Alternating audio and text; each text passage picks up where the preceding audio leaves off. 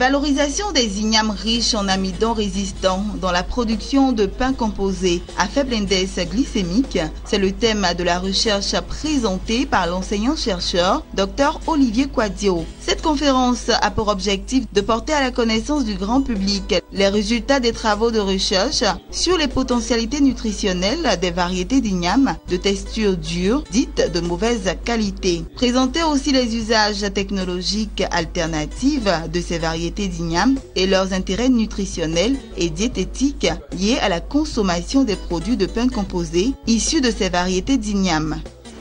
Nous faisons l'amélioration des variétés, c'est-à-dire que nous voulons améliorer le rendement, la production de l'igname, mais en même temps, nous avons la production qui est améliorée.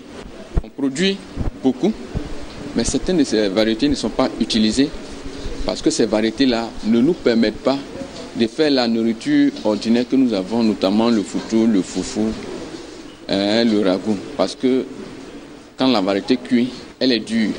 Les variétés dures, ce n'est pas parce qu'elles sont dures qu'il faut les rejeter, mais au contraire, elles renferment des substances qui, lorsqu'elles sont consommées, peuvent permettre de réduire l'index glycémique.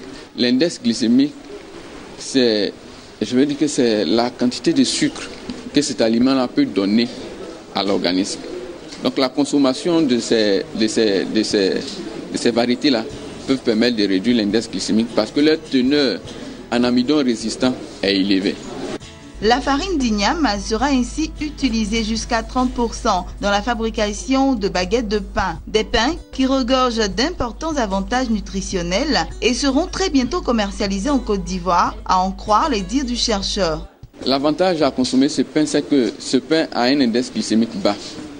C'est-à-dire que contrairement au pain blanc que nous avons, qui a un index glycémique plus élevé, ce pain peut être consommé par les personnes qui souhaiteraient réduire leur taux de sucre dans le sang.